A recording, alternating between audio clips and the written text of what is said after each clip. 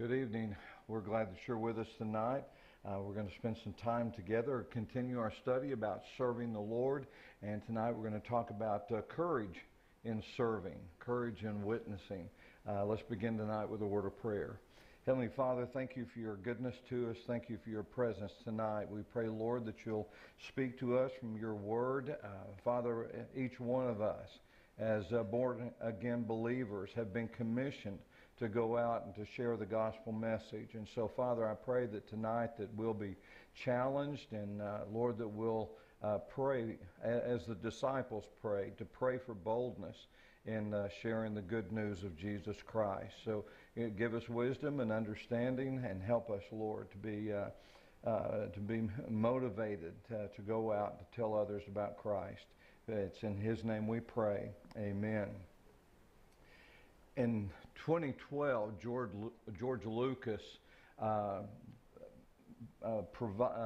did a dramatized version of some true events that happened back in World War II with the Tuskegee Airmen. Formerly, the Tuskegee Airmen belonged to a 332nd Fighter Group and the 477th Bombardment Group of the United States Army Air Corps. And the nickname was Red Tails. The reason is because they painted the tails of their airplanes red. Now, they became famous for two reasons. First, they were the first African American military aviators in the United States Armed Forces, but the Red Tails also held a specific place in American history, not just racially, but militarily.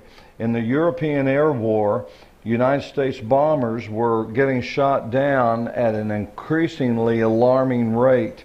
And the problem arose when the enemy would attack. Fighter pilots who were protecting the bombers would leave the bomber to engage the enemy aircraft. And though this seemed like the obvious response, it meant leaving the bombers vulnerable to attack. And each bomber carried a crew of at least 10 or 11 men.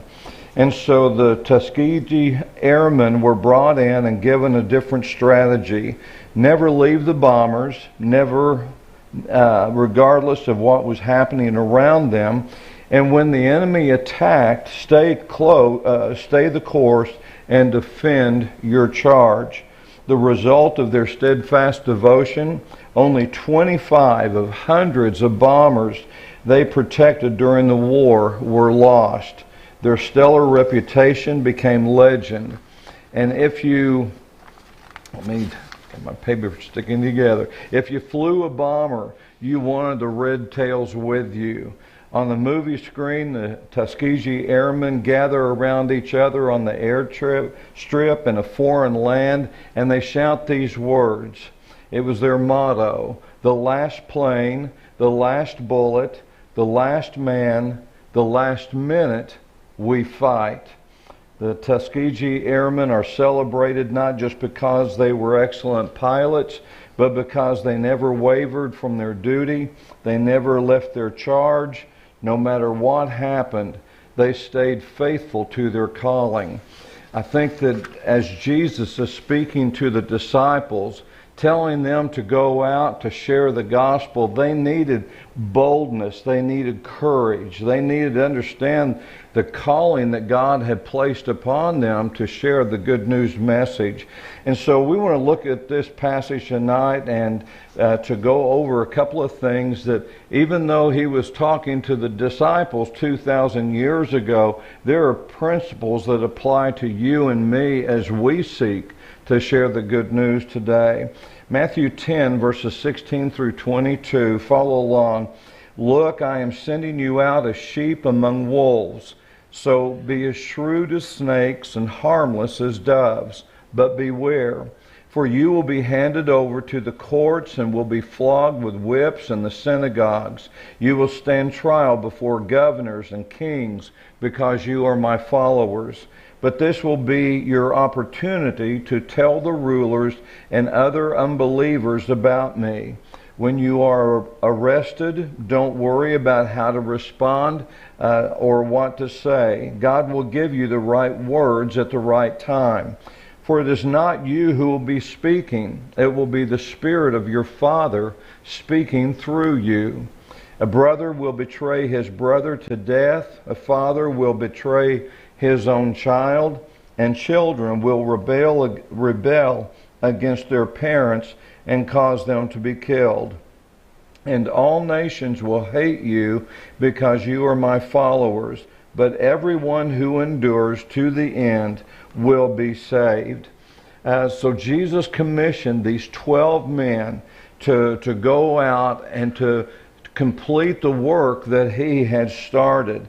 And one thing I like about Christ, I mean, there are many things, of course, to like about Christ, but he was very honest with his disciples. He told them, you're going to be persecuted. You can expect to be brought before kings and rulers and trial. And so Jesus had told them where to go in the previous verses we studied. He had told the disciples what they were to take. And he had told them also how they were to conduct themselves on the mission fields. And so now Jesus is telling them what they can expect. This is what's in store for you as you seek to share the gospel message. And even though it was likely, even though it was not what they desired or envisioned, I'm sure that like most believers today, we prefer to have a God who just gives us blessings, who just gives us comfort. But instead, Jesus says the times are going to be difficult. As long as you're in this world, you're going to have problems. And so Jesus was aware that there would be many people the disciples would encounter who would outrightly reject their message, and he would resist any effort that they might make in sharing the good news. And so what Jesus revealed to these men may not happen immediately, but each of these men were going to deal with situations and circumstances just like Jesus had described to them.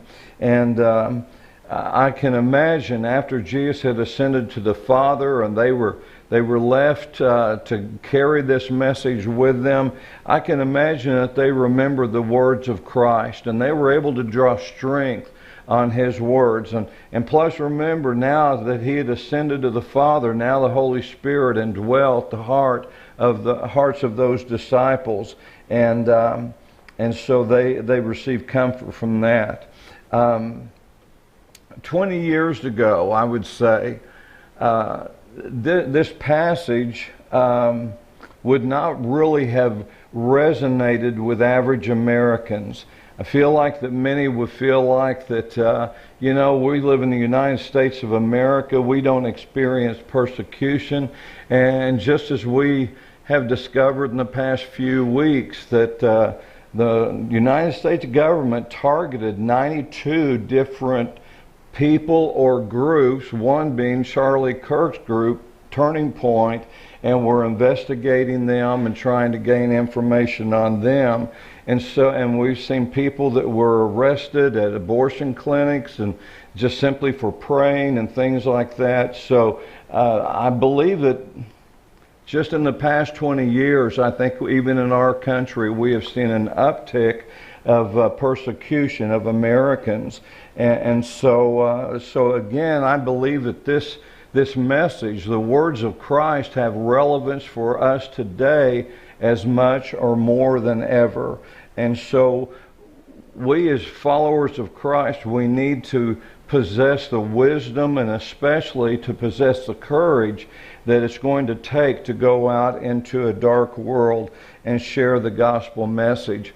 Just the other day, I listened to an interview with Lionel Richie. Some of you all know Lionel Richie, great musician. His original group, well, he had another group or two before that, but the Commodores is where he rose to fame. And then after his time with them, he went into a solo career. It's been very successful. But one of the things that he said in this interview, just because I'm not a musician, I play the radio, and that's the extent of what instrument I can play.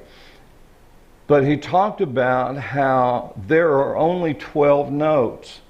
And he said, and out of those 12 notes come millions of songs. And I thought about, I know that there were others that followed Christ while he was upon the earth, but Jesus poured himself into these 12 men.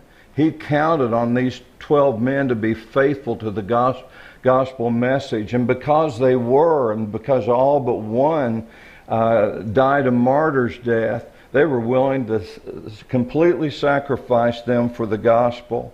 I pray that you and I might have that kind of commitment. We may not be persecuted for following Christ or for speaking up today, but at the same time we must still pray for boldness and courage as we witness to a lost world. First point I want to talk about a little bit is, as ambassadors for Christ, we are obligated to tell others about Jesus.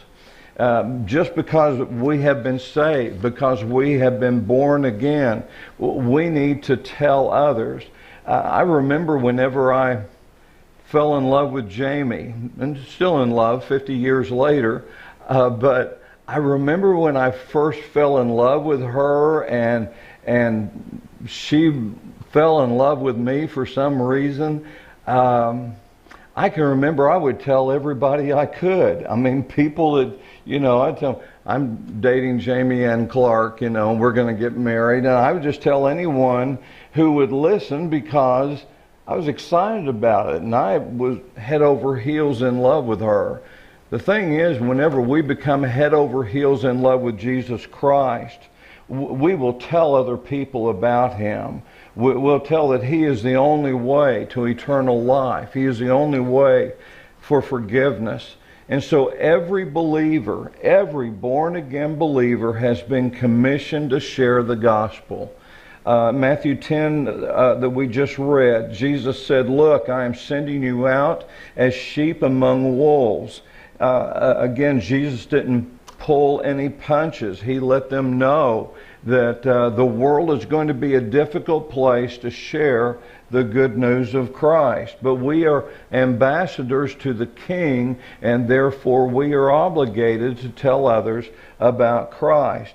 Now, I realize that many choose to deny their obligation or the Great Commission, but just because there are many believers who don't share Christ does not make it any less true. We all should be telling people about Jesus Christ, just giving our testimony, how we came to know Christ and the difference he makes in our lives today. We need to speak up in boldness because we are ambassadors for the King. And so we are to be wise, Jesus tells us, in sharing the gospel, sensitive to when it is not appropriate. Again, in Matthew 10:16, the second part of that verse, Jesus said, "So be as shrewd as snakes and harmless as doves." I can remember as a kid reading that, and that just never made sense to me. Be as shrewd as snakes and harmless as doves. But what Jesus was talking about is that in this world, we're going to have to sometimes be quiet, to be cautious. You can remember there were times whenever Jesus was in a room with people and he said things that were alarming to people, that caused some people to rebel against him, even want to kill him. And I love the way the scripture says that suddenly he was no longer there in the midst of them. In other words, God just removed him from the danger that he was facing because his time had not yet come. And so the thing is, we need to be cautious. We need to be vigilant and sensing whenever it's appropriate to share the gospel and when it's not. Whenever I was involved in Evangelism Explosion in Albuquerque, and I loved Dr. James Kennedy, who developed Evangelism Explosion. And I remember a story that he told about when he first went out witnessing. He said he was going door to door, just cold calling on people, and he knocked on this one door. He heard these heavy footsteps coming towards the door, really heavy footsteps. He heard a dog barking loudly. He heard a man curse the dog and tell him to get back, and this man opened the door. Dr. Kennedy said he towered above him, said he had a scruffy beard, he had a cigar sticking out the corner of his mouth, he was wearing a wife-beater undershirt, had tattoos, and said had muscles everywhere. And he looked at Dr. Kennedy and said, "What do you want?" And Dr. Kennedy said, "I knew right away this was not one of the elect." And but you know, he went ahead and shared the gospel with this man. There are times when it's appropriate to, and even whenever it may seem to be uncomfortable, we need to pray about those times and seek God's wisdom on when to speak up. I've discovered in my ministry that I'm not going to lead everyone to Christ. The most important thing for me to do is to be kind, to be loving, to be respectful, so that I'm leaving the door open for the next person to possibly share the good news with Christ. And I believe it's so important for us to pray about God's timing on things. And there are times, Jesus said, there are times whenever you are not to cast your pearls before swine. Now, I realize that's a harsh statement, but that's what Christ said. And so we need to pray about being careful with the good news, making certain that we are following God's lead. And so if we remain silent, though, just to avoid conflict, we're going to be in a lot of trouble, because there's going to be conflict. And it's important for us to pray for God's timing in sharing. There have been many times whenever I've gone into a situation to talk to someone about the Lord, and up front it seemed like the door was closed. It seemed like the person was not going to be receptive. There was a lady that a number of years ago that I visited. Whenever I came to the door, she was outright hostile. And I told her that I would come back another time, because she was just in a terrible mood. And but she said, "No, come on in." And so we went in, we sat down at the dining room table, and this hard-looking and very hard-acting person suddenly became softened. And God opened the door for us to share the gospel, and she prayed with us that very night to receive Christ.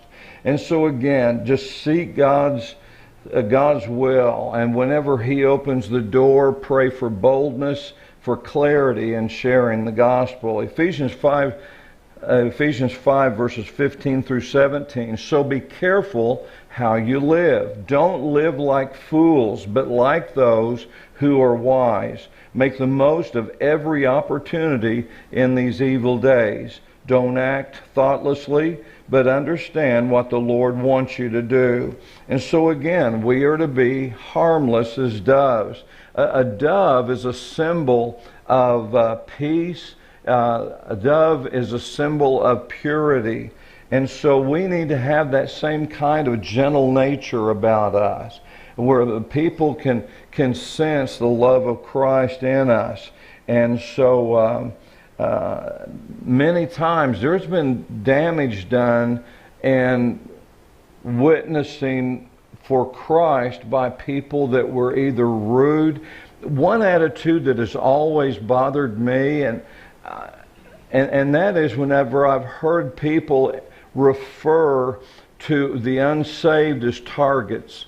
There's a very popular actor that is has claimed to be a born-again Christian. I believe he is.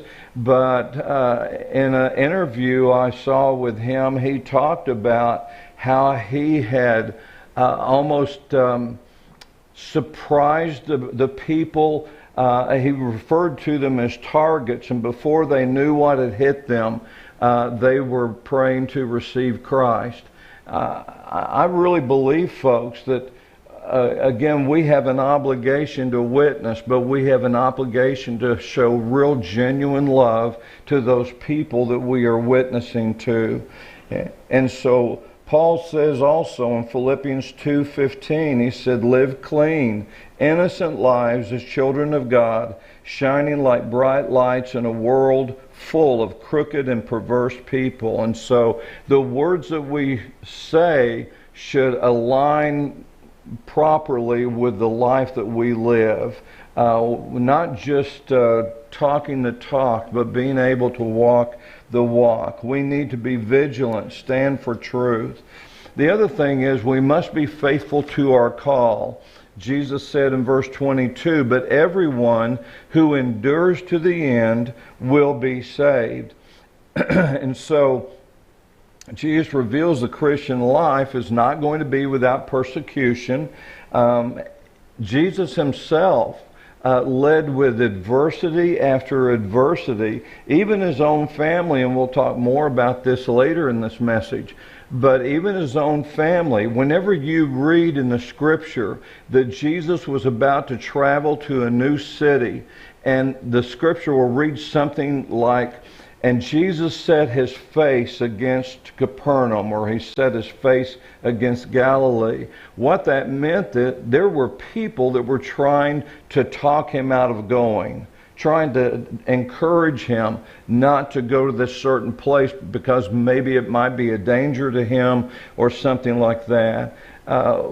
Jesus endured hardships in life, and you and I are going to endure hardships at all. We need to be faithful to the end, to continue to follow Christ. Now, Jesus is not inferring here that you and I have to endure in order to secure our salvation. What he is emphasizing here is being faithful to the call. Don't give up on the call. Continue to seek the Lord. Continue to be faithful even whenever things get difficult. And so we need to me, it's almost as if he's saying, don't just maintain your Christian life. Do more than just maintain, but rather understand your mission in life, what God has called you to do. Ran across a story. I really enjoyed the movie Titanic. I know it's a cheesy love story and all that, and standing on the bow of the ship, I'm the king of the world. You can keep all that stuff, but there were so many illustrations that have